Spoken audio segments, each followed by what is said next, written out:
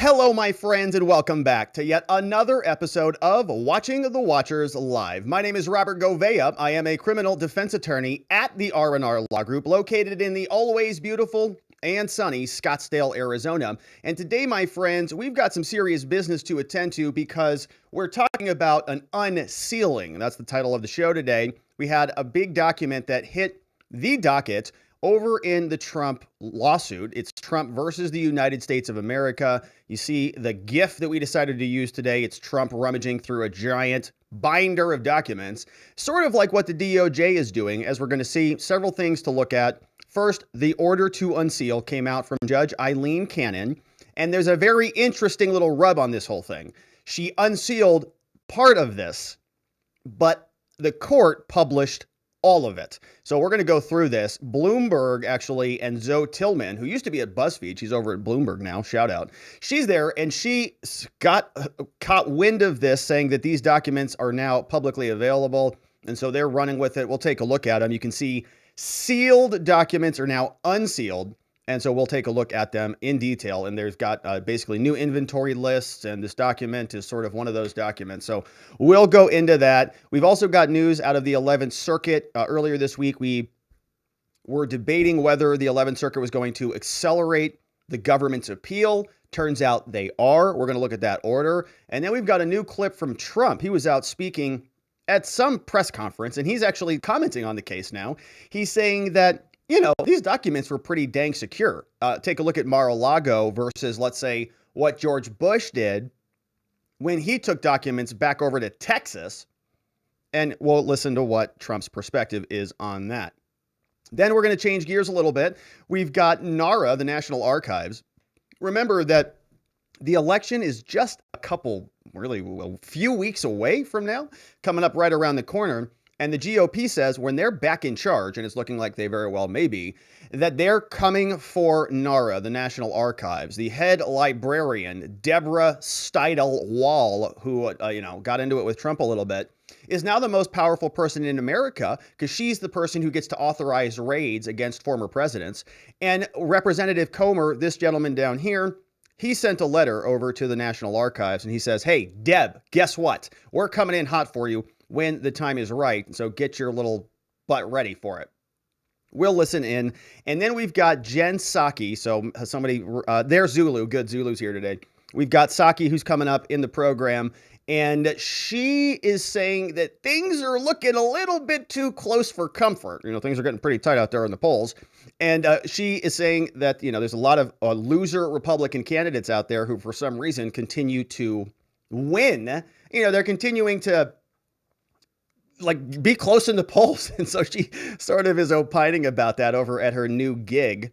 And we'll listen to that. We've got new polls out of Arizona. Looks like Blake Masters is getting really close to catching up to the old space cadet, Mark Kelly, the rain dancing. I don't know what he's doing. He's going to bring water to Arizona, which is cool. So we'll check in with him. The elections are right around the corner. And so we'll start covering some of that.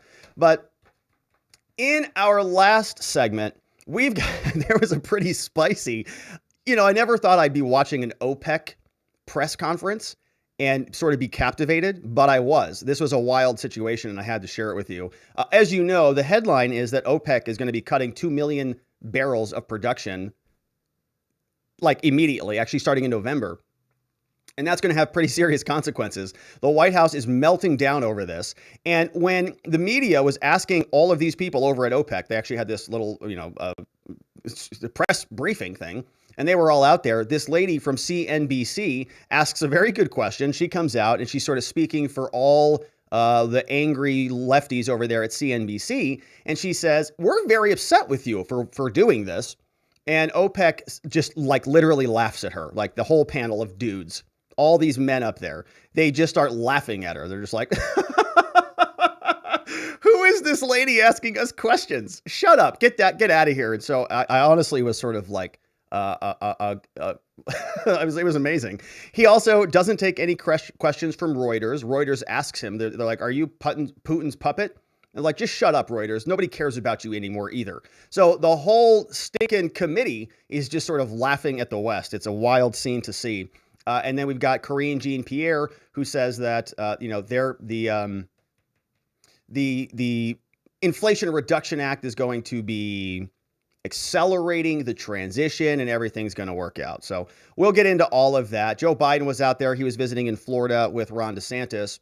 And with Ron, there's this funny clip going around where if you're concerned about oil prices, don't worry about it because Joe Biden says you don't ever F with Bidens. And so he's going to be standing up for all of us. So, all right. And as you can see, my friends, we have got a lot to get to today. We've got the OPEC, we've got NARA, we've got a little Psaki action here for a couple people out there in the audience, and then we've got the unsealing, and so we're going to get into all of that and more. But first, I want to invite you to, normally I like to come here and, sort of plug our communities, and we have amazing communities, and I don't mean to skip over them, but for the time being, we've got a very important fundraiser taking place for a 501c3 nonprofit, ericshouse.org. I'm on the board. We have our annual fundraiser coming up this weekend, October 8th, in honor of Mental Health Day. World Mental Health Day is coming up. A lot of people are struggling out there. Whether you know it or not, there's probably somebody in your circle who's really having a tough time right now. Look around the world. And oftentimes when people move on this world, the family that's left behind is left in a catastrophe, right? It's like a little bomb goes off. And so Eric's House is dedicated to helping people recover from that loss, hope and healing for people who are grieving, having lost somebody to suicide, overdose, tragic death. Anytime somebody was really taken too soon, ericshouse.org is dedicated to helping those people. And you can see, look at this lineup, baby. Look at these speakers who are going to be speaking on this Saturday. Of course, my mother is going to be there. Shout out to my father, Greg Eckerman. We've got Rob Govea. Hey, that's me. I'm going to be doing something. And actually, I'm hosting, I think, most of it. But a lot of amazing people. And so certainly come check that out. And any donos that are coming in, you can see that on YouTube. Any donos that come in for Eric's House between now and through October 8th, I am matching. Okay. And so that's how passionate I am. There is so much good work being done at Eric's House. And I can't tell you how badly the services are needed. I know what happens here. It's all going to a good cause. And so thank you for your support. All right. And so let's get into the actual meat and potatoes of the show today. Get this puppy queued up so that we can just dig right into it. Unsealed. Judge Cannon now authorizing some new documents to be revealed to the public in the Trump Mar-a-Lago case. Of course, Judge Aileen Cannon is the judge who's presiding over the special master, and the special master, Raymond Dearie, has been the subject of all sorts of appeals. And so we've got a lot to unpack here, but there was a big document that came out. It was a sealed document that was updating the court on the status of the DOJ's investigation. Remember, they left Trump's residence there in Mar-a-Lago, and they came out with all sorts of boxes and materials, and they were putting stuff over here, and who knows what they came out with. But there was a big question about the privilege and whether the FBI agents who were rummaging through this stuff were going to be rummaging through attorney-client privilege material, or let's say executive privilege material, stuff that's private that they shouldn't see. And what the court has done is it said, okay, we're going to have two teams go in and take a look at this stuff. The investigation team and the privilege team. There's a separate team that's going to be going and segmenting out the problematic materials and giving that stuff back over to Trump. And so as the prosecution is going through this material, they are then updating the court. They're saying, hey, we've got this, we've got that. Judge, here's the status. And after the judge is updated and satisfied with the status, the judge will then say, great, thanks for the private update that was filed under seal. Now we can go ahead and unseal the document. Let's take a look at what that looks like. This two-page document, Donald Trump versus the United States of America, comes out of Judge Aileen Cannon's courtroom. Order granting the motion to unseal the notice of the status of privilege review team. Okay, this is the privilege review team's status. They have been going through the filter process where they're segmenting those documents out. It's a two-page document out of the Southern District of Florida, and this is Judge Cannon's order. She says, this cause comes before the court upon the government's motion to unseal the notice of the status privilege review team's filter process. Okay, she's just going to take that big mouthful and shove it into this word, the motion. The government has come forward. They are saying, Judge, we have provided you an update. Now we can unseal it, because remember, the presumption is that we want this stuff to be public so that we can all participate in the process of the law, right? We want sort of access, the presumption of access exists. The court, says Judge, has reviewed the motion, which seeks only to unseal the notice of status of the filter process, okay? Not the attachments to that notice. See how clear this is? This means the government's motion is saying, Judge, I only want you to unseal only, the word only, the status, the notice of the status, not the attachments to that notice. Very clear, very clear. The motion is hereby granted. Okay, now we've got some documents that we can see and some documents that we cannot see. Put a pin in that, we're coming back. For purposes of protecting claims of attorney-client privilege, however, and in accordance with the defendant's motion, Exhibits A and B to the notice shall remain sealed pending further court order. Shall remain sealed, Exhibits A and B. All right. So we're following along, and we can see it is now ordered, and Judge Cannon comes out and says the defendant's motion is granted. Not a big motion, just unsealing, no problem. The clerk of the court is instructed to unseal, here it is again, only the notice of status of privilege review team's filter process. Okay, that's it. Exhibits A and B shall remain sealed until further order. Clear, absolutely clear as day. Don't even have any questions about this. If the clerk of the court comes back to the judge and says, Judge, I'm not sure, should I unseal Exhibits A? No, you're fired. Get out of here. It's clear. Remain sealed. All right. Done and ordered in chambers the 3rd day of October, signed by Judge Aileen Cannon. All right. Very easy. Now, Rob, why are you spending so much time on all of these documents? Well, because something very, very interesting happened when it all hit the court docket. If we go over to Bloomberg, and let me make sure I'm logged in here. I always forget to do this. I pull up all the PDFs and everything, and I'm just not logged into to Bloomberg. But we have an account here, my friends, and we're logging in as we speak. And it's going to be here before you know it, and it's going to be worth it. Here it is. Let's do a refresh on this page. Boom. From Bloomberg, they write that Mar-a-Lago documents are now out. And we are going to take a look at this document, but something interesting happened. Now, the thousands of documents that came out are going to be documents that we'll look through. The court document is released in newly disclosed logs that came out from federal investigators. But what's interesting here is the detailed list of these seized materials were attached to a recently unsealed August 30th report from the Justice Department. And if you recall, we just read this. A judge had ordered the logs to stay under seal, but they appeared to be inadvertently posted to the public docket. Oh my gosh. She writes, they're no longer publicly visible. Uh-oh. A judge had ordered those logs pretty clearly. Shall remain under seal, only publish these things, don't do this, don't do that. Judge Cannon said it. But they appeared to be inadvertently posted to the public court docket. Ugh! Darn it! They're no longer publicly visible. The logs were created by a privilege review team that divided the potentially privileged material into 2 categories. The first set of 137 pages, mostly government records, but one document is entitled The President's Calls. And so let's get into all of that. This is the actual notice. Unsealed a previously sealed document. 10 pages. This was ordered unsealed by Judge Aileen Cannon, but a little bit more got revealed. As we can see, this was filed back on August 30th, coming from the government. It's the notice of the status of privilege filter process and the production of the itemized list within their custody.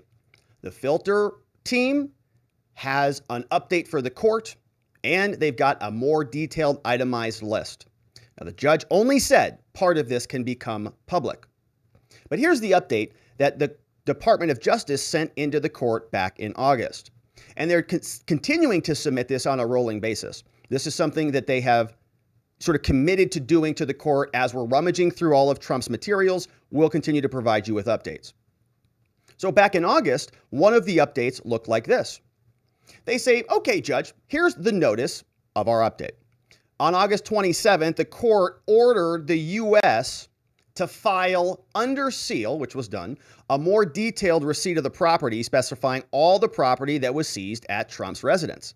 Because remember, they just gave us those big lists. It says Box 31, government documents, 2,000 government documents, 25 news clippings. That's it. And then they wanted Trump to be able to vet and verify that those were corroborated. And the judge said, no, you're going to have to give us a little bit more details than that there. The court, right, the court further ordered the U.S. to provide, quote, a particularized notice indicating the status of the United States review of the property and updates from the filter and the privilege review team. And they say here, the United States, through the undersigned attorneys, is giving you your notice, Judge. I hope you're happy with it. They say, as described below, the privilege team followed the specific search procedures and the filter protocols when they were at the Mar-a-Lago residence. And during their review of the process, they're saying we set rules in place and we followed all of them. As a result of that process, the privilege review team, the people who are identifying those documents, they identified 64 sets of materials consisting of approximately 520 pages warranting further consideration. A lot of privileged stuff that could be potentially privileged, maybe yes or no. The privilege review team separated those materials into two groups, identified in the attachments A and attachment B, which we're not supposed to see. The judge said, don't publish those. As of the filing of this notice, the privilege review team has completed its review of the materials, currently within its custody and control, and it awaits further direction from the court. As part of this notice, the privilege review team outlines a potential course of action for resolving these issues, specifically about the potentially privileged documents. So the government is saying we've got these two lists. Take a look at Exhibit A, take a look at Exhibit B. We've got one set of documents in A, one set of documents in B. Judge, we don't really know what to do about this privilege, and we have a proposal for you. The filter process during the execution of the search warrant was followed, and here's how they say they did that. In seeking the warrant to go raid Trump's house, the U.S. said that it's going to follow certain steps and that the case team materials are going to segregate potentially attorney-client materials and certain stuff that's protected out, right? We're going to filter the bad stuff that they're not supposed to see out. Before the search, the case team provided the review team with a list of 35 lawyers who were on Trump's team. People like Evan Corcoran, his firm, Silverman, Thompson, Slukin, and White. They said, hey, FBI agents, as you're rummaging through Melania's closet, if you see anything that says Silverman on it, you got to let us know. Okay, put that in the privilege box. The case team instructed the privilege team, so it's like the FBI, investigative team and then the filter team. They instructed each other how to review the search. The case team, directed the privilege team to mark documents reflecting communications that might be privileged, and then directed them to send them over and segregate them. Okay, so if you come across privileged materials that say, Silverman or Evan Corcoran on them, mark them, set them aside. If potentially privileged materials were commingled in a container, like in a box, because remember, when they took Trump's materials out of his residence, the judge gave them permission to take anything that was even remotely connected. If they walked in there and they saw confidential document, oh, that's in a box? Well, guess what? You get that box, plus the box to the left, the box to the right, to the top, and to the bottom. You get it all. Because the warrant was so broad. So they're telling the court, they're saying, look, this is how we handled this, Judge. If we saw that there was a box that had two sets of documents in there, commingled materials, some that had privilege and some that didn't have privilege, the privilege review team agents, they were instructed to clearly mark the entire container as potentially privileged for further review, right? Don't go rummaging through that. If you think that there might be, like there's a box of Time Magazine materials and a letter from Evan Corcoran, don't separate the two out.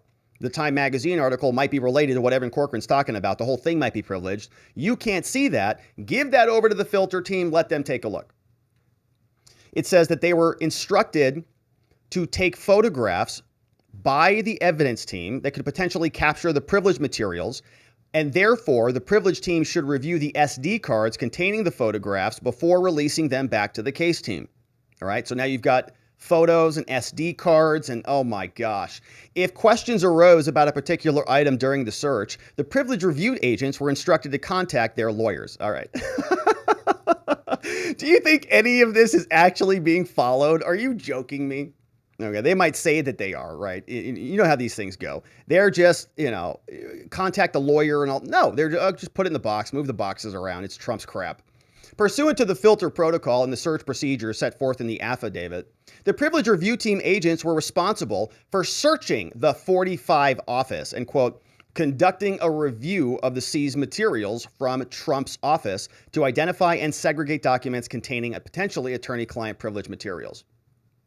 Additionally, and this comes from an affidavit from one of the agents, additionally, the privilege review team were to be, quote, able to assist if there was any potentially privileged materials. At the time of the search, the case team elected to have the privilege team conduct an initial search of the storage room as well as the 45 office as described in the affidavit. So the filter team goes in first. They do a sweep. They rummage around. They sort of do a glance. They sort of shuffle some papers around. Any privileged documents in here? And no, this looks clear. All right. So let the other FBI agents come rummage in here, and they all just come rummaging in there. And it's described, they say, to identify, separate the filter the materials out before the main team comes in. During the search, the privilege team agents took a broad view of potentially privileged information to include any documents or even referencing an attorney, regardless of who the attorney represented. The team also treated any legal document as potentially privileged. The materials were seized, and anything potentially privileged was done without regard to any communication, the confidentiality or the classification of the communication. They say that by the conclusion of the search at Trump's residence, the privilege team had marked and sealed 6 boxes of evidence as potentially privileged. It's kind of a lot of boxes because what did they leave with? 15? One box containing the entire contents of a single drawer in the 45 office, meaning I was joking about this, but they did it. They did it. I was saying that they went in there and they just took out a whole desk drawer. You know those desk drawers that sort of come out underneath your keyboard? And if you bump it with your knee, the whole drawer falls out from underneath the desk. You ever have that happen? Yeah. So, they just ripped it out of Trump's desk. I'm sure his is a little bit better built than the ones that I've used. But they take the whole drawer and they just flip it over and dump it in a box. They say that non-privileged responsive material had been located in 5 boxes from the storage room containing potentially privileged documents commingled as well with non-privileged and responsive materials. The privilege team agents in Florida maintained sole custody and continuous control of the 6 boxes that did contain the privileged materials that were then transferred over to the FBI in Washington. Now they say, right, that's how they got the documents. The judge, this is what we did. This is how we did it. And so we can't see what Trump's objections are, what his team is objecting to on any of this, or what other information they know, or if they have been filing or whatever. But it's leading us to the point where they hand the boxes off. It's coming out of Trump's residence, and now it's being transferred back over to Washington. At Washington, the 6 sealed boxes that may have had the privileged materials are now sent to a secure room, and that case team didn't have access to the room. They say it's totally separate. It's like separate locker rooms. They're not allowed in there. An additional 7th box was transferred to the custody and control of the privilege team after a case team agent observed a document with Morgan Lewis letterhead commingled with newspapers. Uh-oh. What does that mean? Yeah, the privilege review filter team, it looks like they may have missed something. An additional 7th box came in after the fact. Uh-oh. Consistent with the filter protocol set forth in the affidavit, the case team, stopped its review of that entire box and provided it to the privilege review team agents to conduct a review to identify and segregate the potentially privileged materials. Yeah, so it's like, they got their hand caught in the cookie jar. We're not supposed to be looking at these. We better give those back over to the case team. Did you see anything when you were looking through there? No. It was literally, it was the first paper right on top. We saw Morgan Lewis, and we just transferred it over. That's all we've got. So you can trust us. We didn't see anything. By August 11th, the privilege team agents had completed their review of the 7 containers of evidence containing those materials, the 5 boxes that came out of the storage room, the 1 box containing the contents of the office desk, and the 7th box the case team provided to the privilege team for the review after the search in Washington. During this review, and consistent with paragraph of the affidavit, the filter team reviewed each box's contents and separated any privileged documents and then conveyed the non-privileged stuff back over to the case team. So the filter says, we're going to keep this stuff. Anything else goes right back to you guys. They maintain custody and control throughout the entirety of the review. They say undersigned counsel completed our review of the materials on August 23rd, meaning the lawyers who submitted this. They say we were also involved, and after the filter team did their review, we did our review, and now, Judge, that's why we're providing you with notice. As part of that review, the filter team created a complete inventory of the potentially privileged documents and divided those materials into 2 groups detailed further down below. And remember, Exhibits A and B were not supposed to be attached, only for the court, but the court inadvertently published them, according to Bloomberg. Although most of the materials do not appear to even be potentially privileged, consistent with the procedure set forth in the affidavit, we've not released any of these materials to the case team. So they're saying some of it might not even be close, but if it's close, then we're going to keep it. On August 25th, they write, an attorney over on the FBI's case team provided the review team with a 39-page set of materials that appears to reflect Trump's phone calls. Uh-oh. The majority of the pages are titled The President's Calls, and they include the presidential seal. Specifically, the document contains handwritten names, numbers, and notes that primarily appear to be messages, as well as several pages of miscellaneous notes. This document is identified as item 21. After the case team at the FBI observed notes next to names, the attorney stopped reviewing the set of materials and asked the privilege review team attorneys to take a look. After the FBI is rummaging through what might be Donald Trump's notes, which would be covered if these are conversations that involve legal counsel, maybe with attorneys, or just executive privilege. The privilege review team says, uh-oh, got to give this over to those guys. The case team says, got to give this over to the privilege team. The privilege team attorneys reviewed the set of materials and added it to another potential group of privileged materials in Exhibit A. They say that this set of materials was not previously identified as potentially privileged by the privilege review team agents. So they're making mistake after mistake after mistake. This is why we had a special master, because they're just continually coming across these privileged documents.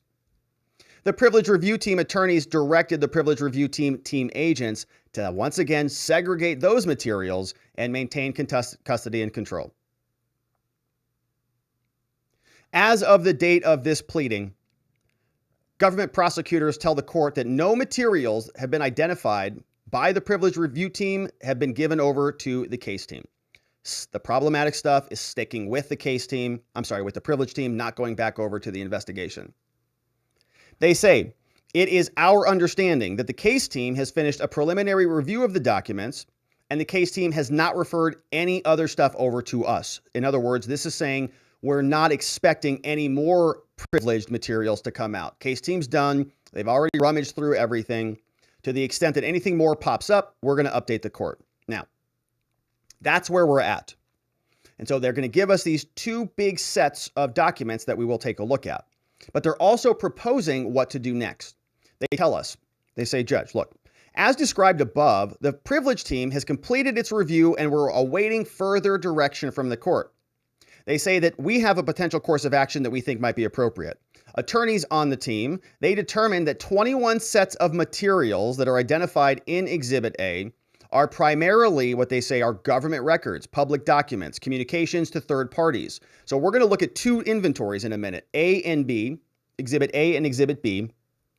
And one of them is going to have government records, public documents, and third-party conversations. They say, As such, virtually none of those materials appear to be privileged or attorney work product doctrine.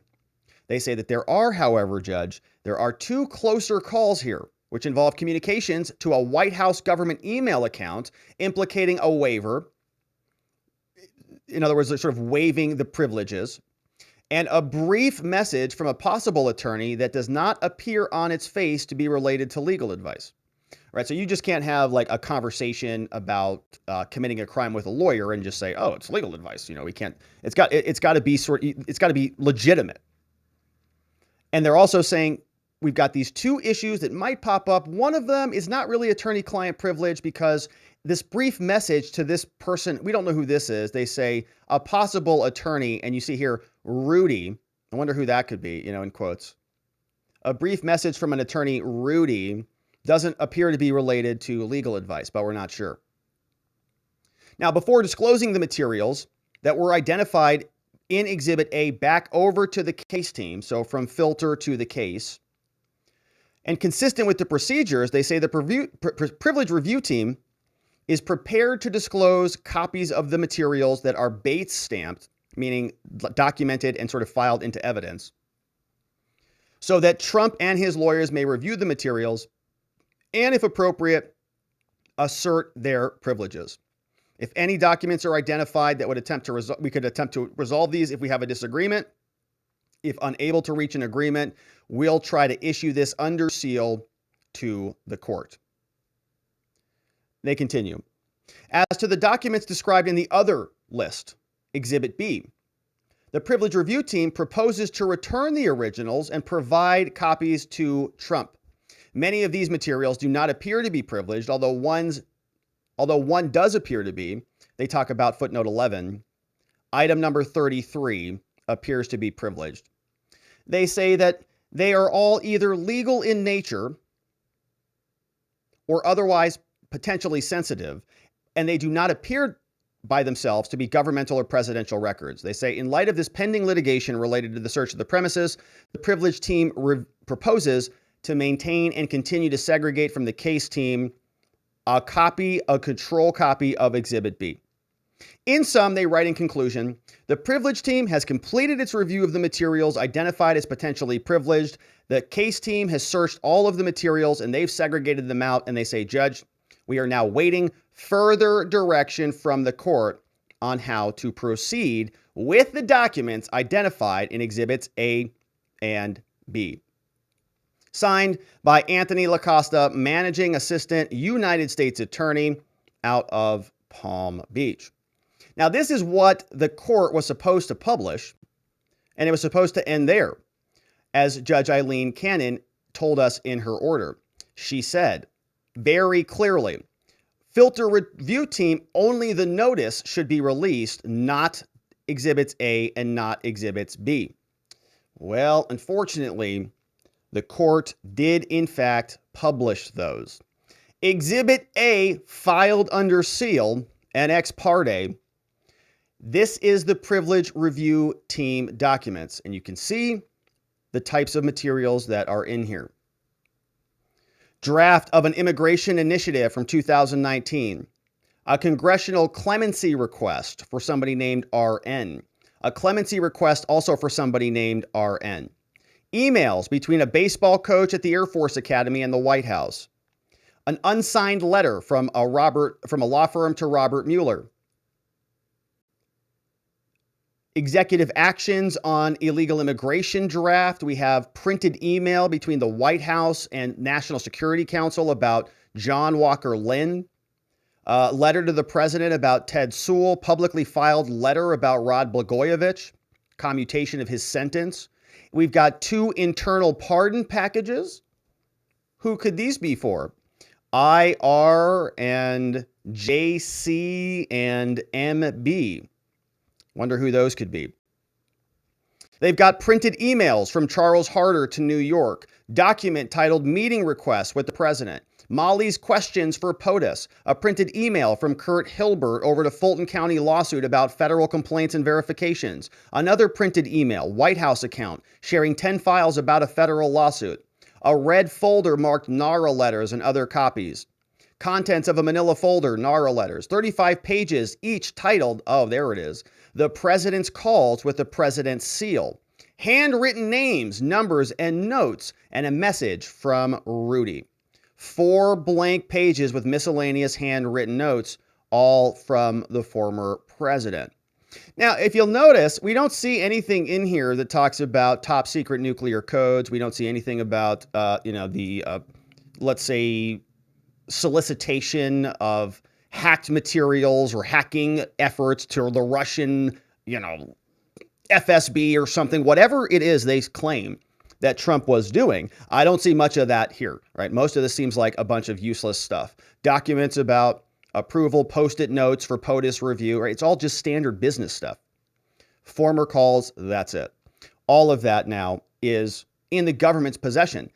Every time that you hear somebody on MSNBC screaming from the hilltops about what a traumatic, catastrophic seizure this is what they're talking about.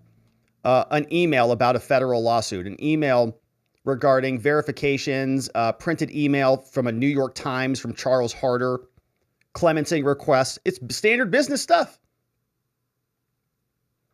I didn't see anything in here about the North Koreans. Maybe those are in the classified documents. We have Exhibit B. That's also here. What do we have? A medical letter from Dr. Harold Bornstein. Don't know what that's about. That was dated on 9/13/2016. Now in possession of the FBI.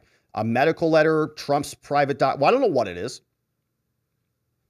Summons and complaint with exhibits for Trump versus Northland. Copies of Morgan Lewis regarding taxes. Pat Cipollone business card. And they even note what was written on the back of it. Post-it note. Signed letter from Trump.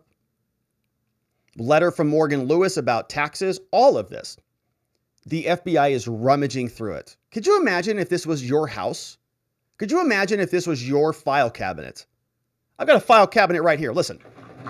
Here it is. You hear that? What if they just came out here and just took that drawer and just dumped it all in there? And they just said, oh, well, we're the FBI. We just get to do whatever the heck we want to do. And guess what? It's ours now. And they just rummage through it all.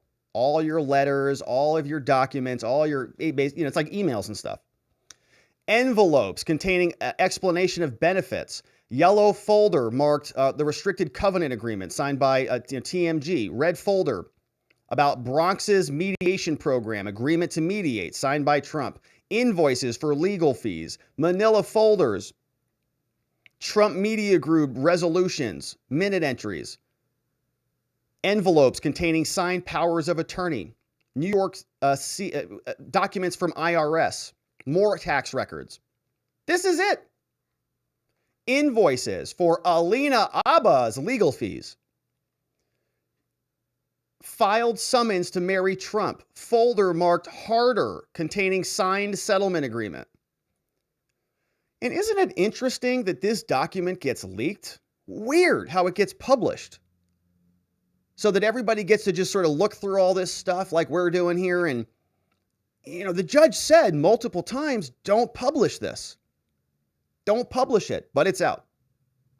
I don't know if it was a mistake on the clerk of the court or what happened, but the document is now publicly available. And I'm sort of glad it is because there's not much in here. Folder containing non-disclosure agreements, contracts agreements regarding Save America, and letters from Charles Harder regarding AJ allegations. Legal here. Non-disclosure agreements. Meadows Collar terms of representation and fee agreement. It's all business stuff. Consent order, substitution of counsel in Trump's lawsuit. All legal documents. All seized by the FBI. This is more than just somebody taking documents out of your house, right? This is now interfering with every one of these cases. It's interfering with every single activity that Trump needs to engage in to resolve these issues. But the FBI, they're now rummaging through it. These two exhibits put on the public docket and now publicly available in the once sealed, now unsealed notice provided to Judge Cannon. So very strange to see stuff like that happen when the judge is very specific about it.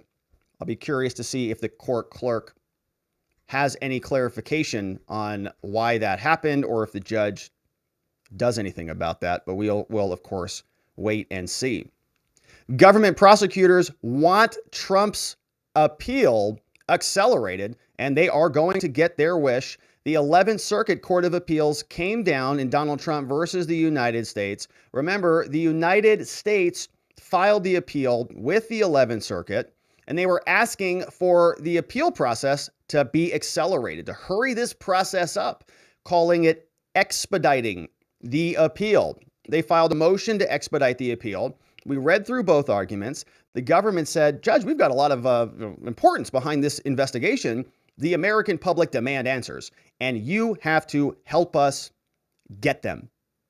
Trump's lawyers said, wait a minute, we don't need to accelerate all this. The government got tons of time to file their appeal over 30 days. We should get the same standard 30 days. The rules say we're entitled to it. And it went up to the 11th Circuit. The court ruled, they say, the motion is granted. Government prosecutors win. The court directs the clerk of the court to expedite the appeals for merits disposition purposes, meaning we're going to go all the way up on this thing. Having consulted with the chief judge, the appeal will be assigned to a special merits panel from the classified appeals log randomly selected by the clerk. And most people on law Twitter don't really know what this is going to look like when it hits. The panel will then decide how to hear the oral argument. So we don't really know what that's going to look like yet. A classified appeals log randomly selected. Okay, the next question is, who's on the classified appeals log and who are these people? The panel will then decide how to hear the oral argument. But in the meantime, they tell us the court sets the following expedited briefing schedule, meaning this thing is going faster, with no extensions allowed. Don't even ask. The appellant's initial brief, meaning the government's brief, due on or before October 14th. Trump responds by November 10th. This will be now after the midterms. And then the government replies on November 17th. And as we talked about yesterday, this case is also being appealed up at the Supreme Court level. Judge Clarence Thomas ordered the government to respond to that next week. And of course, we will continue to follow that as well. As the special master saga continues, the search warrant that raided Mar-a-Lago, authorized by Judge Reinhardt, we're looking back to ask ourselves, what happened at the Mar-a-Lago residence? This is Donald Trump explaining there was plenty of security there in Florida, that the FBI is making much ado about nothing, that the Secret Service agents who were protecting the storage room where all of these documents were found were perfectly capable of protecting America's vital national security interests. And Trump tells a little story about the clavicle heard round the world. George W. Bush transported millions of documents from the White House to an unguarded warehouse in Texas. The records of George H.W. Bush administration were moved to a bowling alley that was combined with a Chinese restaurant. What? And remember, Mar-a-Lago is not only walled off, very secure. Yeah. And totally safe. He was there for 4 years. It's also guarded by dozens of very strong and powerful U.S. Secret Service agents. Although, if you listen to this one very sick individual, in order to get the Secret Service to take me to the Capitol, I grabbed one around the neck. By the clavicle.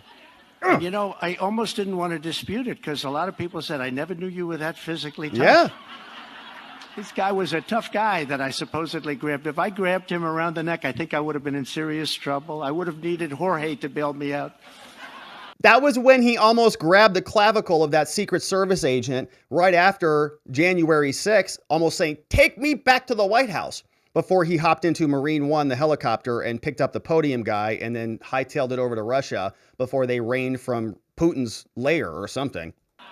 No, they make up things, and when they find out it's a phony story, they don't want to put it down that it was a totally can you imagine that? That was a step too far. You know, sometimes they go too far and people say, oh, that couldn't have happened. That could not have happened. That didn't happen. And of course, it's all made up. It's all political hit jobs, mostly garbage meant to try to smear the former president. And of course, these cases are going to continue to percolate, and we will continue to follow. Thank you for liking. Thank you for subscribing and following along on the channel. As we do, going to be a lot more Trump stuff to get into, and it's going to continue to heat up. Meanwhile, the GOP vows to take revenge on NARA, the National Archives, the agency that's really responsible for instigating this whole thing with Donald Trump. The most powerful woman in the world, remember we've talked about her, Deborah Stidel Wall. You see here, this GIF is an excerpt from when Trump was giving her this honor. You can see Deborah Stidel Wall right here in the background. She's the National Archivist, acting National Archivist, the overdue librarian book hall monitor to make sure that anything that is out of order gets properly prosecuted. And right after the Biden administration got sworn in, apparently they waived executive privilege. Deborah Stidel Wall said that it's okay now for her to go and refer this case back over to the DOJ. The DOJ said, we better bring the FBI in here to bring this whole thing to a head, and it instigated this entire ordeal. Deborah Stidel Wall. Now, James Comer is a representative in Congress, and he's saying if the Republicans take over, guess what? It's open season on all these people. All of these corrupt bureaucrats who are out there trying to weaponize the DOJ, trying to break precedent, trying to alter the course of how these issues are resolved, are going to be held accountable. This is James Comer's letter over to Deborah Stidel Wall, the acting archivist of the United States, dated October 4th, 2022. He's telling them that when the GOP is back in charge, it's going to be big problems. He says, Dear Miss Stidel Wall, Congress, the Committee on the Oversight, is now investigating you, the National Archives, and the Record Administration's role in the raid of Donald Trump. According to the documents on file with the committee, in February, NARA requested a meeting with committee Democrats on this issue. NARA met with committee Democrats on this issue and failed to include committee Republicans. This raises concerns that NARA has been treating the Trump administration's handling of the presidential records as a partisan political issue. Even prior to Trump leaving the White House, Democrats engaged NARA to investigate the matter of presidential records despite having no evidence that the administration did anything wrong. This whole thing has been planned for a long time. The new information about NARA meeting with the committee Democrats and excluding committee Republicans raises even more questions about the degree to which NARA has been motivated by committee Democrats' transparent aim to implicate Trump in wrongdoing. As such, Comer says that Republicans request information about the potential politicization of NARA and the extent to which the Democrats influence the agency. On December 21, they say, during the Trump administration, Chairwoman Maloney, who's getting booted out of Congress here soon, her district has been eaten up by the waddling Jerry Nadler. She wrote to NARA requesting information about Trump. And remember, we've read that letter here on this channel. The Chairwoman Maloney, she said that NARA had sent a letter to an employee at the White House to assist, as it had done with prior administrations.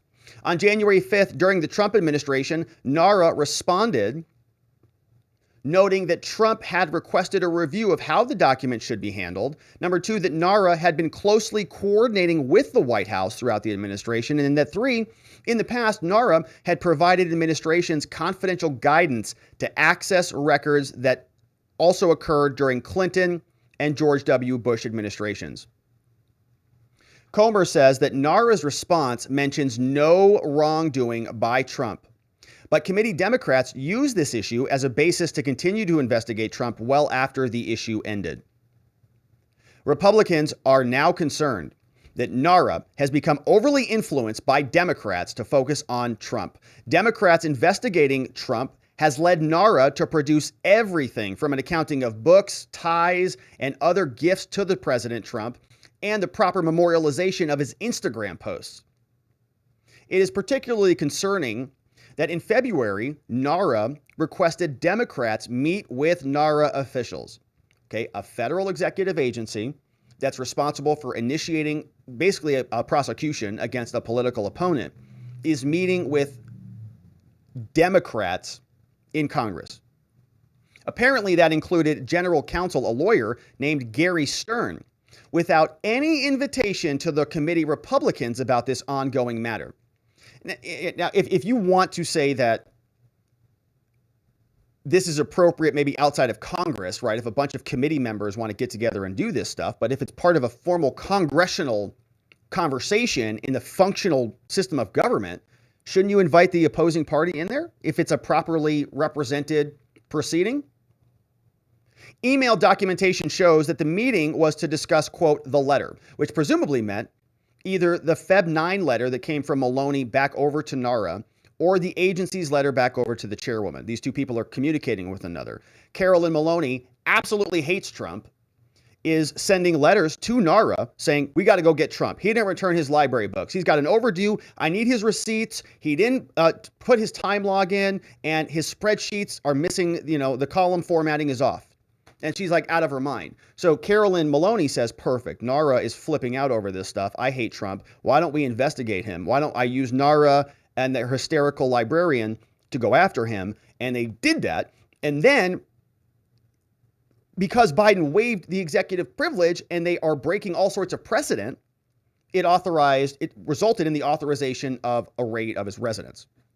Both letters, writes Comer, involved the former president's handling of the presidential records, yet NARA chose to make the meeting partisan by failing to include the Republicans. This raises serious questions about how often NARA provides information to the Democrats without talking to Republicans. Republicans now want information about that meeting, along with other information about meetings, conversations, or anything else that NARA has done about Trump. The FBI's August raid was conducted on Trump's personal residence, and it was conducted only after NARA or its OIG, okay, NORA or its Inspector General, communicated with the DOJ. NARA had to start this whole thing.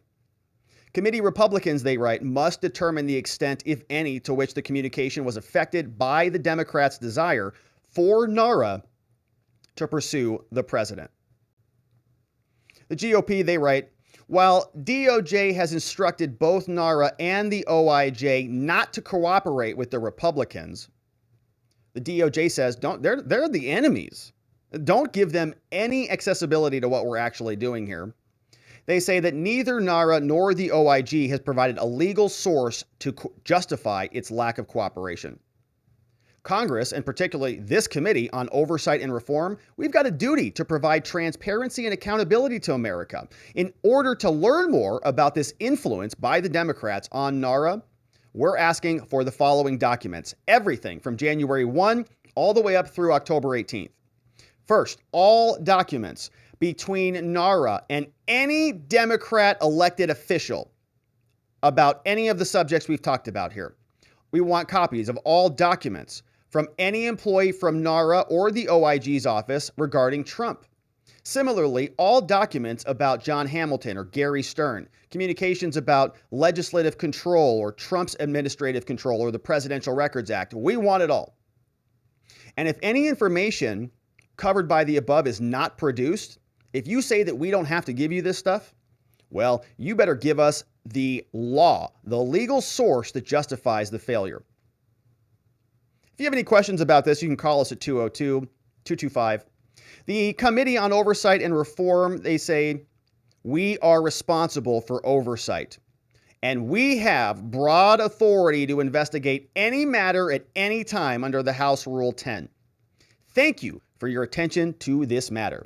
Signed by James Comer, and he's sending a little overdue library book notice of himself over to Deborah Steidel-Wald, the chief librarian of America, saying, guess what? You want all sorts of records? Well, I hope your archives are well maintained, because I am asking for my own records. James Comer says, I'm starting a little bit of an archive myself. It's like that Spider-Man meme when the Green Goblin's like, I'm something of a scientist myself. James Comer says to Miss Deborah, I'm a little bit of an archivist myself. I know how to use these powers of Congress on my own. And so, very interesting effort by the Republicans. Looks like it's a little bit of a sign of life coming out of the GOP. Representative Comer is not only taking it to NARA, but he's also going after the Biden crime family, saying that there have been some major double standards that exist in the DOJ and how the FBI has been investigating all of the MAGA Republicans and all of their GOP enemies, when conveniently ignoring anything that's related to Hunter. Everyone in America knows that the Biden family has been influence peddling for over a decade. Now, the question is, what was Joe Biden's involvement in this? He's arguing to be a liar when it comes to him saying that he had no idea what Hunter Biden was involved in. The emails and text messages and voicemails that we've already produced show that Joe Biden knew very well what Hunter was involved in, and what Hunter was involved in was influence peddling with our adversaries around the world. So we're not going to let up on this. We're aware of the fact that at least 50% of America that are conservative are very frustrated that the Democrats have harassed the Trump family, harassed the Trump administration, proving nothing, especially when it came to influence peddling or Russian collusion or whatever Adam Schiff said. But we've already produced documents that show that Hunter Biden should have already been indicted at the very least for his influence peddling. And we realize that not only are we going to have hearings, but we're going to have to hold people accountable for any wrongdoing. There it comes, Rep. Comer saying that hearings are a foregone conclusion. We're definitely going to have those, but it's going to lead to accountability. And the same game that the Democrats have been playing with the Republicans, holding their fake January 6 illegally constituted committee hearings, two can play at that game. Rep. Comer and the GOP seem pretty animated, and it's nice to see some signs of life from the GOP. Jen Psaki starting to get a little bit squirrely in her chair, getting a little bit nervous, it seems like, about some of these upcoming elections. She's on with MSNBC in her new role, and she gets asked about both houses, the House of Representatives and the United States Senate. Looks like the House is probably not going to stick with the Democrats, but what about these Senate races? I mean, if the Republicans take control of the House, certainly we're going to have all sorts of hearings and investigations, but if they also take control of the Senate, man, that is a real lame duck presidency for the Biden administration. And now you've got the Republican Senate Judiciary Committee also could be trouble. Here's Jen Psaki explaining her take on the elections. Yeah. Look, I think they feel better about the Senate, as most Democrats I talk to do.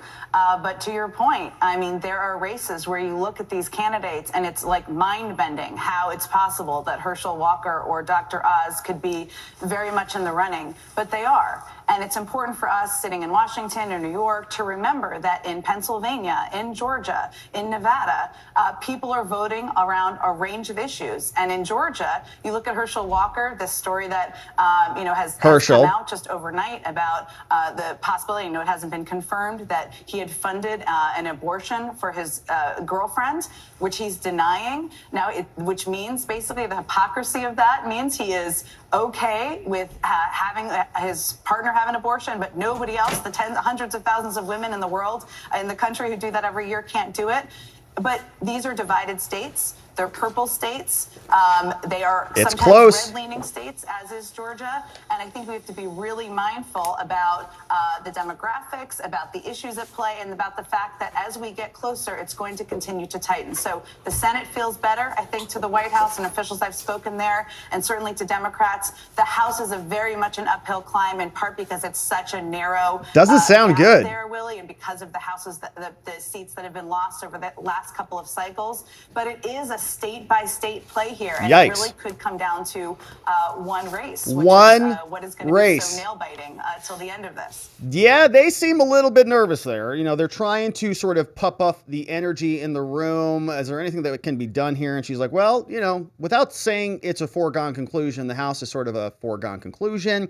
And the Senate, it could even come down to one state because it's such a close split right now. If you get one Senate seat, two Senate seats, boom, the balance of power may change. One of those Senate races that may have some serious consequences for the country taking place right here in Arizona. And we've got Mark Kelly versus Blake Masters, and the polls are tightening up big time on this. You can see over from Real Clear Politics, if we zoom in on this, a very interesting trend is happening. We saw that in prior polls in earlier September that Mark Kelly was up +7, +5, +5. But then as we enter into October, those numbers are trending down a little bit. We're back down to +3, +3.9. We're seeing that it's closing a little bit. We're seeing Blake Masters now shrink that margin. But what's happening is the Democrats are adjusting their strategies, and Mark Kelly got the same memo. Mark Kelly is communicating the same talking points that other Democrats are communicating all around the country. You're probably hearing this in your local races, wherever they are. But Mark Kelly is now using abortion as the wedge issue. This is apparently the thing that all Arizonans care about.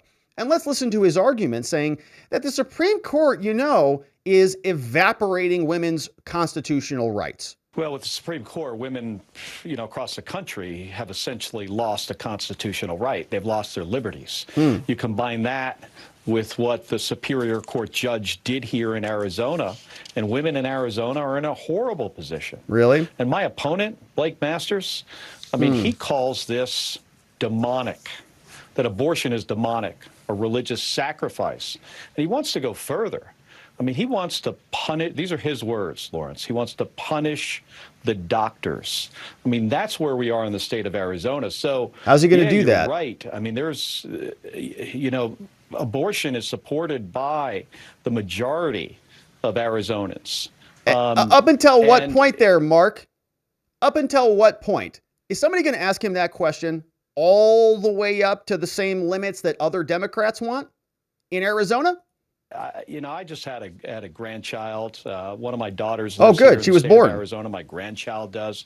And to two think alive. Great. That they will grow up with fewer rights than they're going to grow up. Had, yeah, that's great. They're going to grow up. I mean, that's unacceptable. And we have to do something about it. That's why this is so important that this election, that I'm successful and then can continue to fight to get these rights back for Arizona women.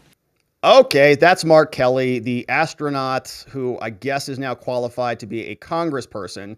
I'm still a little irritated with Mark Kelly for his position on the Inflation Reduction Act. Mark Kelly was very happy when the bill passed that apparently is not going to reduce any of inflation. But Mark Kelly, the day that the Inflation Reduction Act was passed, here's something silly that he posted on Twitter.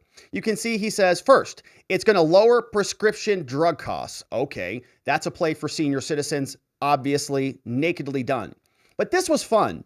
He said, the Inflation Reduction Act, it includes funding that we negotiated to combat the impacts of drought, and here it is, to tackle climate change that is making wildfires and heat more severe by boosting renewable energy.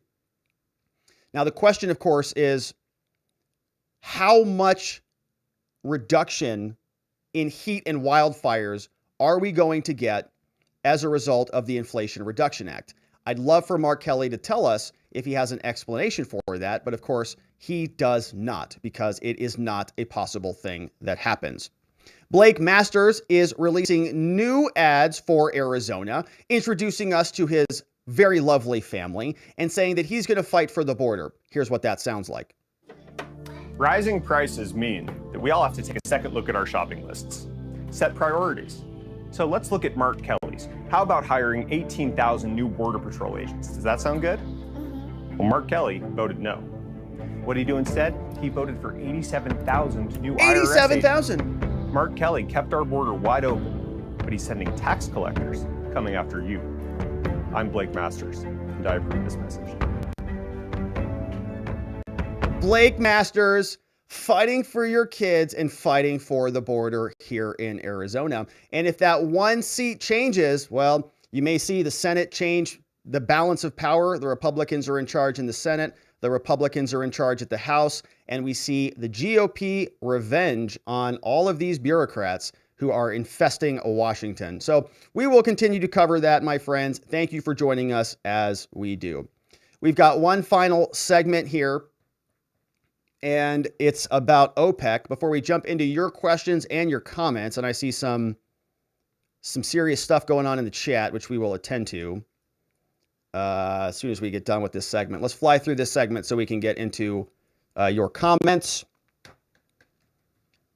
OPEC strikes back. Biden dealt a big blow. He needed more production so he could get lower gas prices, so he could win the House of Representatives and the Senate and continue to govern. If he doesn't win those things, he's going to be a lame duck president. He needed OPEC to come out and say, we're going to continue to pump. They're not. In fact, they are cutting production big time. This is going to affect everybody really throughout the world in big numbers, large part, many Americans as well. And so we're going to go through this. But before we do, let's get a little bit of background over from Bloomberg so we can just understand sort of the magnitude of this loss, of this cut. OPEC is rebuked by the United States. They're very unhappy about this. They agreed to make large production cuts to keep oil prices high. They want those gas prices high. And many people are speculating that's because the feds in the United States are raising their rates, meaning they're going to encourage less consumption of oil, which means that there's going to be an overproduction of oil. And so what the OPEC organization is doing is saying that they're going to reduce production so that there's less supply to increase the prices. The Fed increased the rates to constrain consumption. They have to increase prices to cut production to maintain prices. Now, the move we're going to hear was defended by the ministers out from OPEC. We're going to take a look at them. They say it's necessary. They're mocking the Biden administration. They're laughing at CBS reporters. The Organization of Petroleum Exporting Countries and their allies, they agreed to reduce this by 2 million barrels a day starting in November, saying it's going to cut up as much as 2.4. The price of oil increased pretty dramatically after this happened. The White House said the president is disappointed by the short-sighted decision to cut production while dealing with the negative impact over there with Putin. And so let's go right over to the news and listen to how they are breaking this for us. This was CNN breaking the news that OPEC is dropping 2 million additional barrels of production and telling us what the White House had to say in response. Well, we've got some breaking news. An important OPEC Plus meeting just ended in Vienna. Much of the world has been watching to see if the cartel would decide to cut oil production in order to boost prices. This could make for a long winter in some parts of the world. CNN's Anna Stewart is tracking this for us from London. And Anna, what's the decision? Just how big a cut are we talking? Yeah, we finally got that decision. Here it is. 2 million barrels per day. That is the output cut that they've decided on. And that is very much on the upper limit, really, of the expectations that we had going into this meeting. And if we look in terms of the overall context of global oil consumed around the world, that's around 2%. So that is significant in that sense. Now, in the press release, it says it's doing this in light of the uncertainty that surrounds the global economic and oil market outlooks and the need to enhance the long-term guidance for the oil market. We've also, in the last few minutes, had more of a reaction, really, from the White House. President Biden saying that he is concerned at OPEC Plus's oil production cut, saying, I need to see what the detail is. I am concerned. Is it necessary? That was in response to a question from CNN's Arlette Saenz as he left the White House for Florida. So Biden saying he's got to study the details before he'll be able to comment on this. But this is a major, major problem. Remember, the Biden White House has been releasing oil for a long time. The Biden White House has been spending oil, releasing it for months now. It says from Bloomberg that by October, the U.S. Strategic Petroleum Reserve is going to shrink to a 40-year low as the White House tries to deal with this. So as gas prices go up, as oil goes up, in order to deal with the consequences here in the United States, Biden is releasing extra oil. And you can see, look at that crash there all the way down in the year 2022. It is a catastrophic release, basically down to zero. That's what they're intending to do. And simultaneously, take a look at what's happening in Europe. These are the energy prices of electricity in Europe over the last, oh my gosh, what is going on here? Let me show you this clip. This is what it looks like. This screenshot, this is the increase of electricity prices in Europe. You can see that in January of 2021, prices for Italy, Greece, Hungary, Germany, France, Sweden, and Switzerland were all under $100 in electricity cost per megawatt hour, all under $100. Now, as the war in Ukraine is heated up, as the pandemic has hit, as supply chains are wrecked around the world, as OPEC and all of the countries continue to battle over this stuff, look at the cost of electricity is going up. Well over $500. If you look in Italy, it was under $100 in May 2021. It's over $500 now in almost all of these different countries. France is right around, Sweden's the only one that's really low, but France, Germany, Hungary, Greece, all between $400 to $500 a month. Okay, 4x, 5x increase in electricity.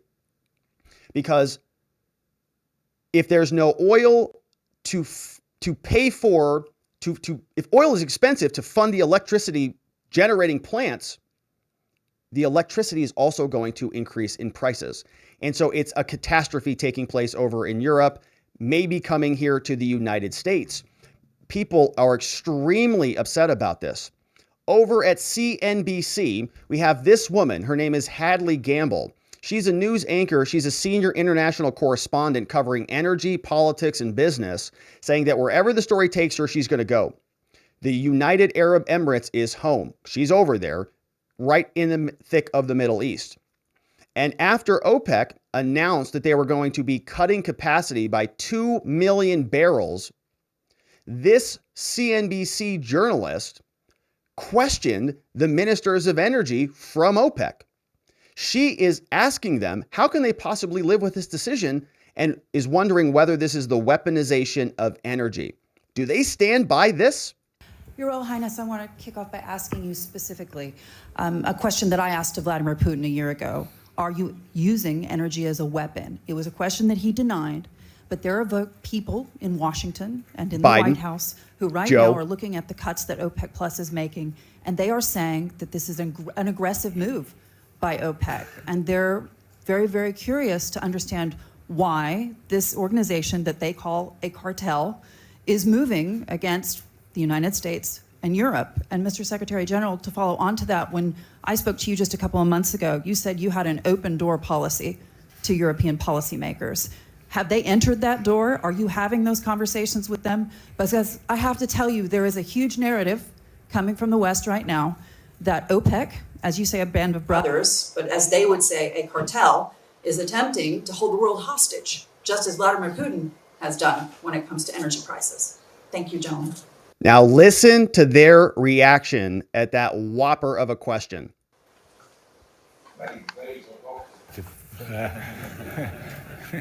Question, which I take pleasure of answering Hadley with a quip, not a big answer. A quip. Show me where is the act of belligerence, period. Secretary General. Your Royal Highness, and back to your question, yes, I did say we have an open door. We have an open door. I'm waiting for someone to knock on that door. That's all I can say. And you're still not getting anyone knocking on that door? Because a lot of folks would say that by this action, by these cuts, you are endangering global energy markets, you are endangering the global economy. They don't care. They don't care. If you permit me, Royal Highness, we are not endangering the energy markets. We are providing security, stability to the energy markets. At a price. At a price. Everything has a price. Energy security has a price as well.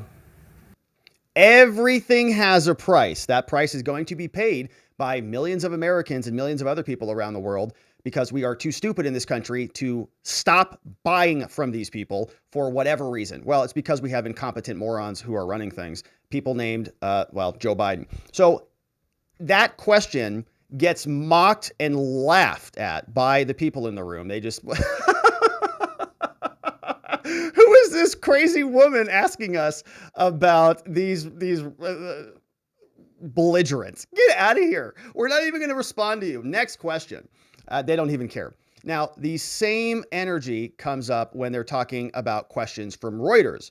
Reuters also has questions for OPEC. Hey, you're cutting 2 million barrels, going to be a big problem for the world. Can I ask you a question about this? And listen to His Royal Highness, who just says, no, shut your mouth. We don't listen to you either. Alex Lawler from Reuters news agency. I had two questions. The So, first is... but no, Alex, I have to talk to you about. So you have got it wrong. Okay. And you have got it wrong twice. Before I ask a question, and you will get it the third time if you did, as Reuters did not do a proper job. You talked about Russia doing this and that. And actually, the day that your story came out, no one from Russia talked to me, nor I talked to anybody from Russia. You repeated that again with another tale of a story prior to that Saudi and Russia, blah, blah, blah, are congregating around $100 price. That is not true. Fake news is, I think, what he just said. From one of your respected members of your bureau in Dubai, explaining to her, or actually 25 minutes, why we don't go as Saudi Arabia for price targeting.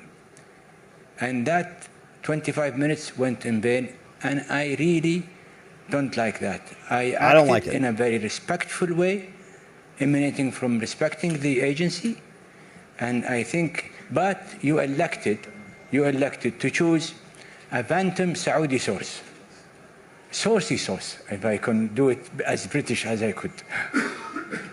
But if you have questions, direct it to others, but not me. Don't talk to me, Reuters. Until you respect the source, which is the energy minister on behalf of the Saudi government. Okay, thank you. I won't ask. So you will ask questions to any of my colleagues. Hard to say where to fall on that one. On the one hand, you got to love the guy because he's smacking the media, saying you guys are a bunch of liars, which of course is true. On the other hand, he's saying, I am the energy minister, so whatever I say is true. Your fact-finding as a journalist is irrelevant. I don't care what you found about this, that, or the other thing. I said it, so it's true. Do you know where you are? This is my world, baby. You're just living in it, okay? I get to say what happens to you little peasant Americans. If you want oil, you'll get in line like everybody else because you guys are too stupid to figure it out on your own. Therefore, Big Daddy's in charge now. That's what's taking place over at OPEC, and it's kind of, a disaster. Karine Jean-Pierre is responding to OPEC that cut 2 million barrels. It's going to be a big problem for them. They know it. They're out of town. Here's Karine on a gaggle aboard Air Force One. Here's audio only. Is a reminder of why it is so critical that United States reduce its reliance on foreign sources of fossil fuels. With the Inflation Reduction Act, we are making a historic investment in accelerating the energy. Very low audio. The transition to clean energy. As it relates to Russia, your last question first. Look, it's clear that OPEC Plus is aligning with Russia with today's announcement, and I'll leave it as that.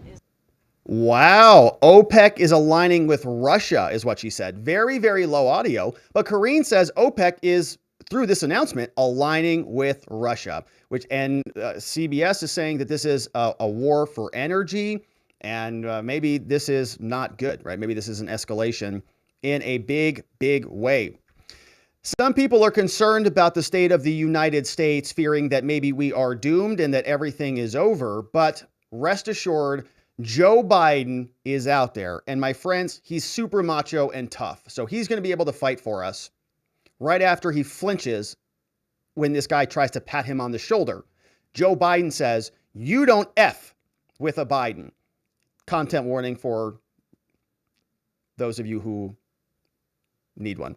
Thanks for everything. Thanks for coming down. We appreciate it. I picked up for you. Here it comes. Yeah, No one F's with a Biden is what he said. Outside the house. That's exactly right. That's exactly right. So nobody actually really knows what he said right there, but you can see he almost flinches when this guy tries to pat him on this shoulder. Watch this. Yeah, he flinched right there, big time. Watch that right there. Flinch. He raises his arm. He thinks he's being attacked. Coming up, attack. No, it's just a pat on the shoulder. Flinching, recoil back. And then he realizes it's just a pat, and then he comes forward again. Let's watch that again in real time. One more time. Yeah, there it is. He says, thanks for coming down. I appreciate it. And then Biden says what? Thanks for everything. Thanks for coming down. We appreciate it. I picked up for you.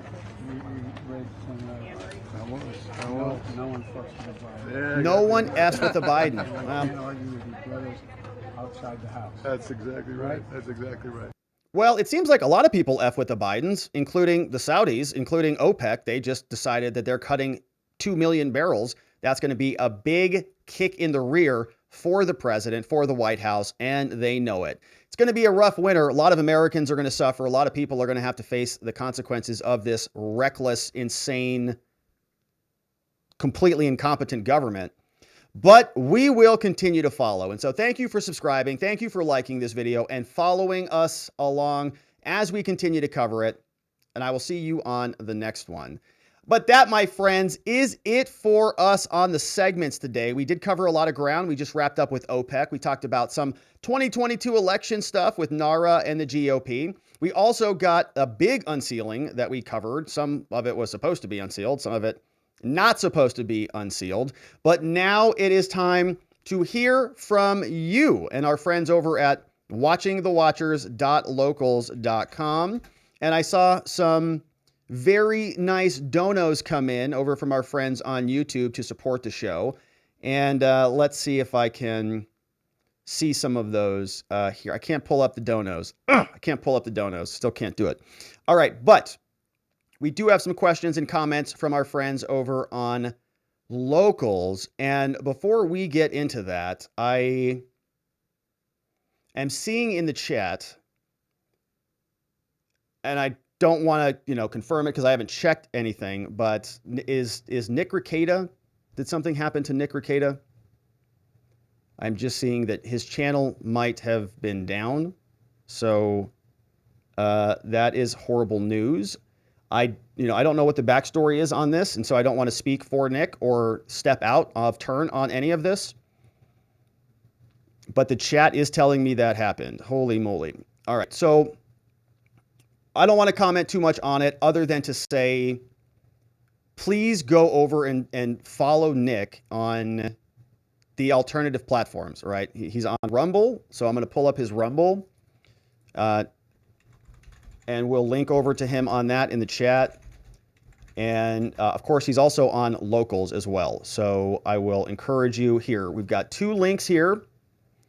And we've got Nick Rekieta Law. Nick Rumble this is the channel over here on his Rumble. Looks like this is current. So please follow him over on Rumble. I'm dropping that in the chat. So drop that one. Please go follow him over there.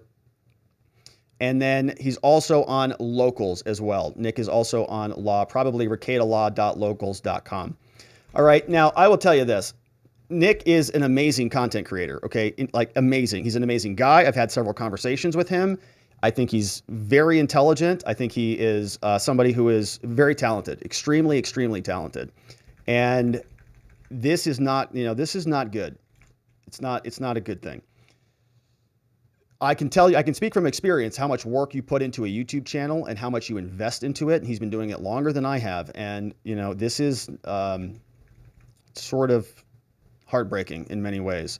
So please go and support him wherever you can. You're missing out if you don't follow over to Rumble or you don't run over to Locals because, there's that phrase, if you're if you're catching flack, you're over the target. You know, if you're catching this type of grief, you're probably speaking on the side of truth, on the side of life. I don't know, light. I don't know what the infraction was or what happened, but it is, it's important. There it is. Vientikis just shared this. Recadalaw.locals. That's on the screen. Yeah, there you go. Thank you, V, for compiling both of those for us. Yeah, there. Let's do that. Recadalaw.locals.com, Rumble, Recadalaw. Man, that's a bummer. So please go and follow him, right? You know, it's times like these that you got to, you know, if you don't want to create an account on Locals, I get it. But this is the time to do it. Like, I know it's a like, if you don't want to create a Rumble account, like, I totally get it. But this is the time to do it, right? This is the, I know, just go on over there and just do it. All right, so check that out, recadalaw.locals.com, rumble.com, Recada. All right, well, I'm going to look, you know, I'm going to look into this, and I hope he's doing all right. I'm sure he is. He's a very resilient guy. All right, and so now, my friends, let's jump into your questions and your comments over at watchingthewatchers.locals.com, which is right next door to recadalaw.locals.com. And let's see what we've got here. All right, so we're scrolling down to the bottom. We've got Jason on blast. He says, this stinks like Democrat pork spending. Wait, that's an old one. That's from August 8th. Why did that just pull up? I have no idea. All right, let's get back to the new comments thread before we jump into your comments. All right, Jason on blast is here. Jason says, talking about unsealing, he says, I only reserve that content for OnlyFans. Well, you know, you can make a good living over there, I hear. Here, this one came in from from Trollmaster.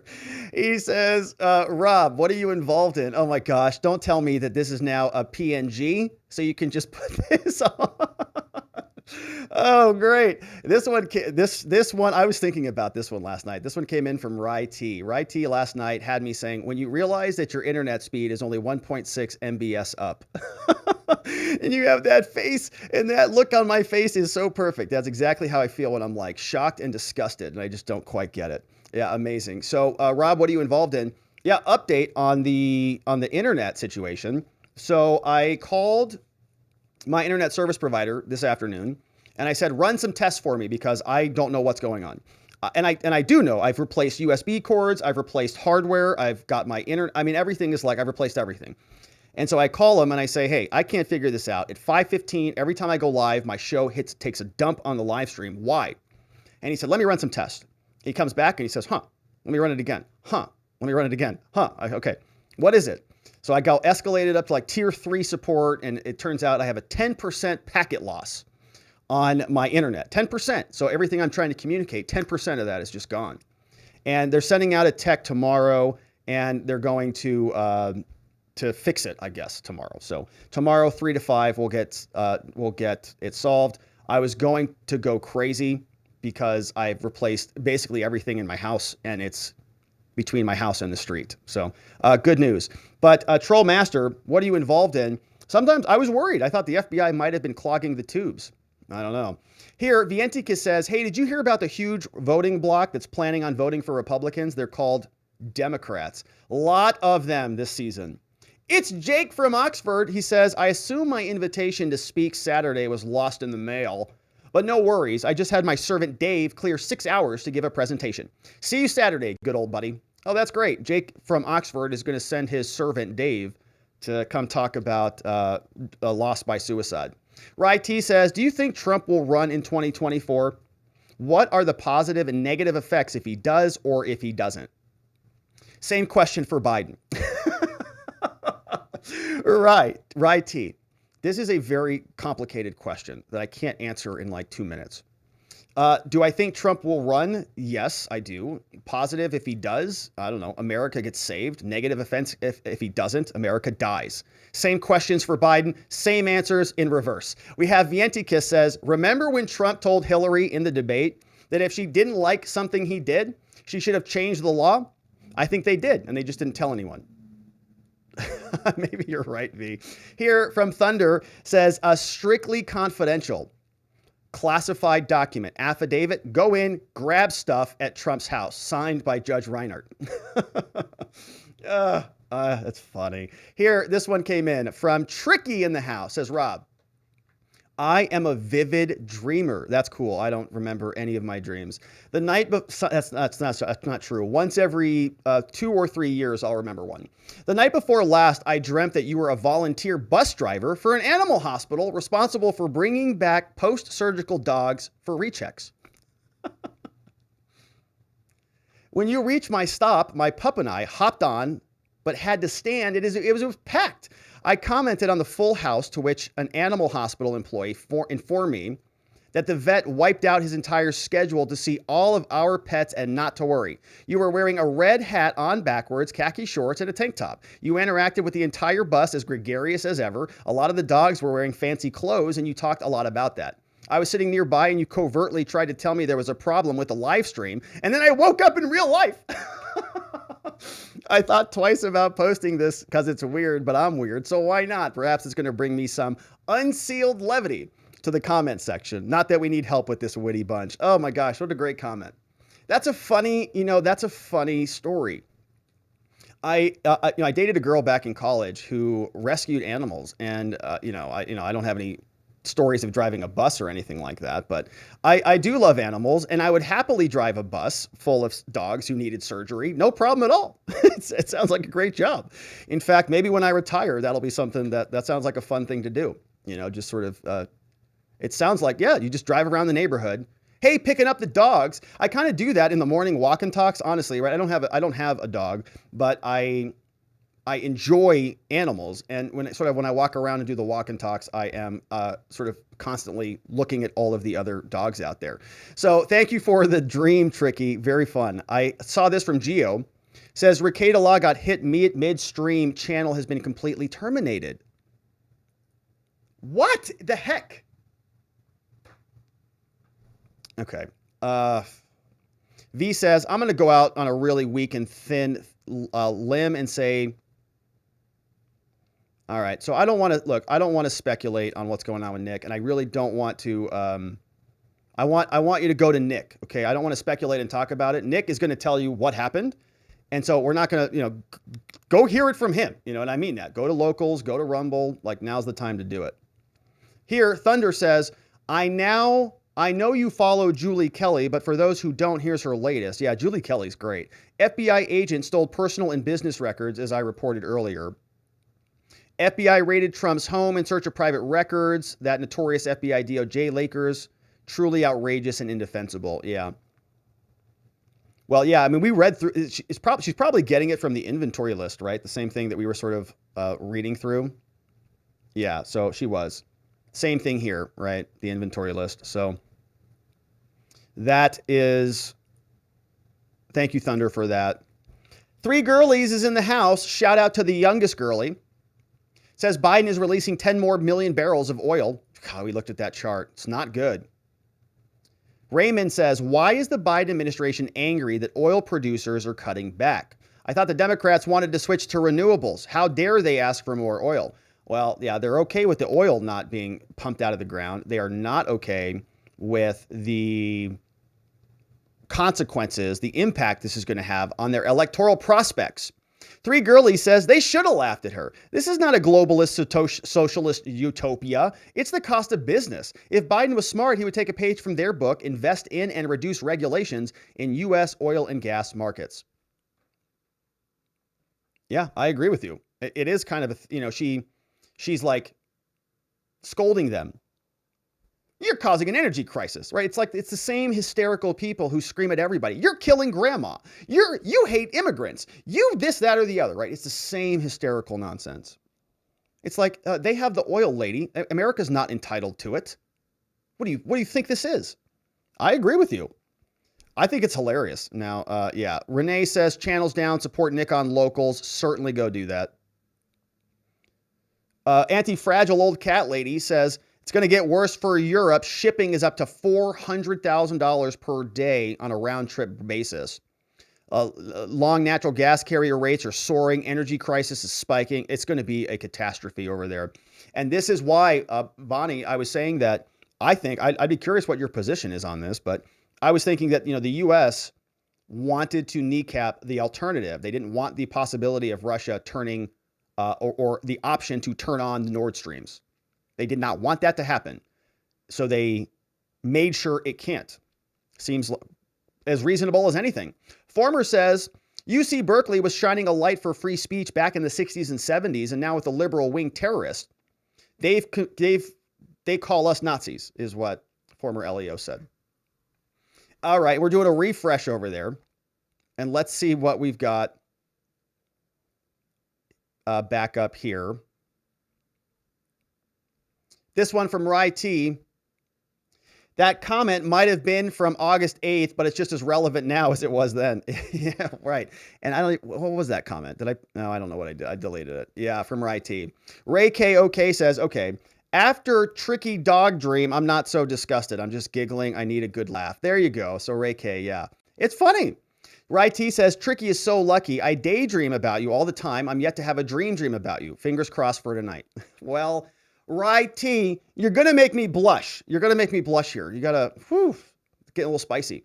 Here, let's see. Three girlies. What's this one coming from? When stuff like this. Yeah, okay. So pay and respect. I'm not sure who this gentleman is, but pay F to show respect for Nick. Aren't approved of corporate America. And. Okay, so yeah. Oh my gosh. All right. So go. Yeah, Nick's banning is making the rounds on Twitter right now. From Vientikis. All right, so yeah, that is not a good thing. And what a horrible thing. I'm sad. I'm like legitimately sad about that. Like it's not good. But my friends, that is it for the comments over on Locals. And we had a couple amazing super donos come in over on our Locals community. Let's see what these say here. Hey, John Allen. He says, oh no, it's not John. It's Hunter's Crack Dealer. Hey, the crack dealer's back here. Oh my gosh, we love Hunter's Crack Dealer when he's got some astute observations. He says, hey, Rob, how do we know that you're allocating this money properly? Oh, that's a good question. Especially from a crackhead. Says, I know where all the money goes that the Bidens get from all their exploitations of the American taxpayer. Hence, where the money come from to donate to you. But how do we know that you're not spending this on the other side dealer? Apparently fueling my crack habit. By the way, I'm not donating one more cent until you pay your past dues to me. Oh, and lastly, I have a special discount on stuff since Hunter has disappeared lately. So there you go. Our Hunter Biden's Crack Dealer is in the house over on Locals. We have an amazing community over there. Jake from Oxford, we have law enforcement officers, and we also have crack dealers in our community. And we all get along. Hunter's Crack Dealer is submitting comments right alongside former LEO. No problems at all. But Hunter, it's all going over to ericshouse.org. I have a full accounting that I'm keeping track of, and I will share that at the end. But it's all going over there. It's all being matched, including this $10 dono that came in from you. And Jumpin' Jeff says, yesterday's Big Beautiful Spotlight was epic as a mere token of gratitude coming in from Jumpin' Jeff. And those are some awesome tips that have come in over from our Locals community. And I see we've got some people chatting away also over on Rumble. And so shout outs to my friends, Adam CSC, Dog Digger, Eric Scorpio, Fed Cure's in the house, Tricky, T-Tones, all sorts of people. Yeah, and there's links over there to Nick's channels as well over there. All right, my friends. But that is it for us for the day. We are going to leave it right there. And I want to thank everybody who was a part of the show over at watchingthewatchers.locals.com. Thank you for supporting the show there. You get morning walk and talks. If you're a member, we do these videos that we publish every morning, 6 days a week. And so check those out at watchingthewatchers.locals.com. Or if you're a member on YouTube, you get those same videos. You also get some custom gifts for your jiffing pleasure. I am a criminal defense lawyer. at the R&R Law Group in Scottsdale, Arizona. We help good people charged with crimes find safety, clarity, and hope, not only in their cases, but beyond that, in their lives. 480-787-0394 is our law firm. We have an amazing team of people, and we are passionate about the work that we do. Your referrals keep us busy. If you're out there, somebody's in trouble with a speeding ticket or something way more serious, we can help. Drug crimes, DUIs, any type of misconduct in any situation, we can help. 480-787-0394. And lastly, this Saturday, October 8th, check out ericshouse.org. I am hosting an annual fundraiser for ericshouse.org, an organization that's dedicated to helping people who've lost somebody, who are grieving due to tragic death, suicide, overdose, anything where somebody is taken a little bit too soon from us. Eric's House helps those people recover, find hope and healing. We have an amazing event taking place this Saturday. You see me, yours truly, right there on the speaker list. I think I'm emceeing the whole thing. So all of these other people are speakers, and I'll just be sort of, meandering through it with them, including my mom's going to be there. My dad's going to be there. My friend Sanjeev is going to be there. We call him Jeevers, but his name is Sanjeev. We call him Jeevers. They're all going to be there. If you're from Arizona, you know these people: Beth McDonald, Jan Diatri, Melinda Vale. She's a psychic medium. It's pretty interesting stuff. So come check that out at ericshouse.org, my friends. And of course, before we get out of here, always like to thank the mods who mod down the fort and keep things nice and orderly so that we can attend to our business here. Thank you to Vientikis Prime, K Bean. Shout out to Just Cause. I see Lean over there playing hooky. Ronnie Cole, Zulu was here earlier. It was a Psaki segment. Shout out to Gio and others who support the program. And of course, thank you to our Spotlight supporters who support the show with a little bit of extra love. Thank you to Chris Romero, David B3, Dr. EMB in the house, along with John over at qsimple.com. Have you been to that website yet? Type it in. Incredible. And whatever is on there, I guarantee it's going to serve exactly what you need over at qsimple.com. And so thank you to John and Dr. and David B. and Chris who contribute to the show. We like to share that screen real estate with them. But that, my friends, is it for us for the day. The stream held the entire time, which is great news. And we're going to see if it holds again tomorrow. Hopefully we have less packet loss. And I hope to see you here so that together with your help, we can shine that big, beautiful spotlight of accountability and transparency down upon our system with the hope of finding justice. Have a tremendous evening, my friends. Sleep very well. I'll see you right back here tomorrow. Bye-bye.